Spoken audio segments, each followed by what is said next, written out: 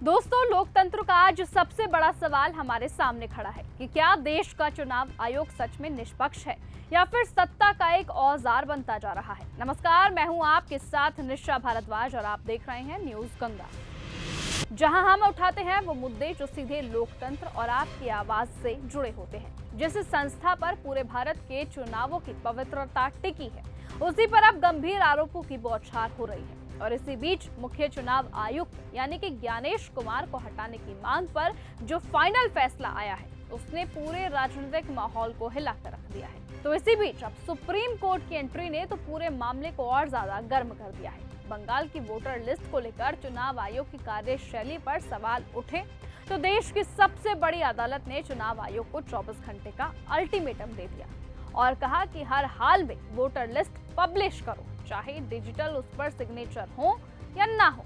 ये सीधे संकेत देता है कि कोर्ट को भी चुनाव आयोग की कार्यप्रणाली पर भरोसा नहीं है।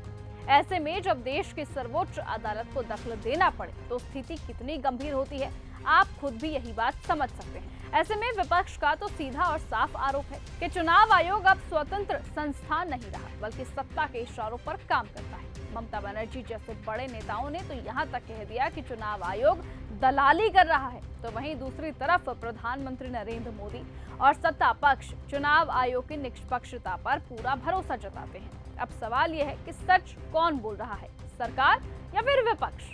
लेकिन इतना ही नहीं, इन सभी के बीच ज्ञानेश कुमार की नियुक्ति को लेकर भी विवाद कम नहीं है।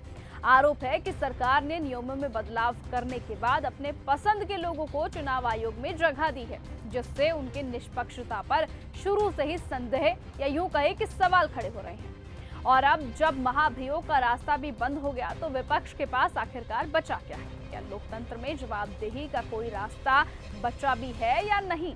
दोस्तों, सबसे बड़ा सवाल तो यही है कि क्या किसी एक व्यक्ति को हटाने से समस्या पूरी तरह से खत्म हो जाएगी या फिर सिस्टम में ही कुछ गड़बड़ियां हैं। और अगर संस्थाएं कमजोर होंगी तो लोकतंत्र सिर्फ नाम का रह जाएगा। और अगर चुनाव आयोग पर भी भरोसा अब नहीं रहेगा तो फिर चुनावों की विश्वसनीयता कैसे बचेगी? आखिर में आपसे सीधा सवाल है, क्या आपको अपने चुनाव आयोग पर भरोसा है? क्या आपको लगता है कि भारत में चुनाव पूरी तरह से निष्पक्ष हो रहे हैं? क्या आपको लगता है कि सचमुच ज्ञानेश कुमार और चुनाव आयोग सच्चा है? अपनी राय कमेंट में जरूर बताइएगा, क्योंकि लोकतंत्र में आपकी आवाज ही सबसे बड़ी ताकत है। नमस्कार। अगर आपको यह हमारा वीडियो पसंद आया हो तो इसे लाइक और शेयर करना बिल्कुल ना भूलें। साथ ही हमारे चैनल न्यूज गंगा को सब्सक्राइब और फॉलो जरूर करें, ताकि देश और दुनिया की हर बड़ी खबर आप तक सबसे पहले पहुंचे।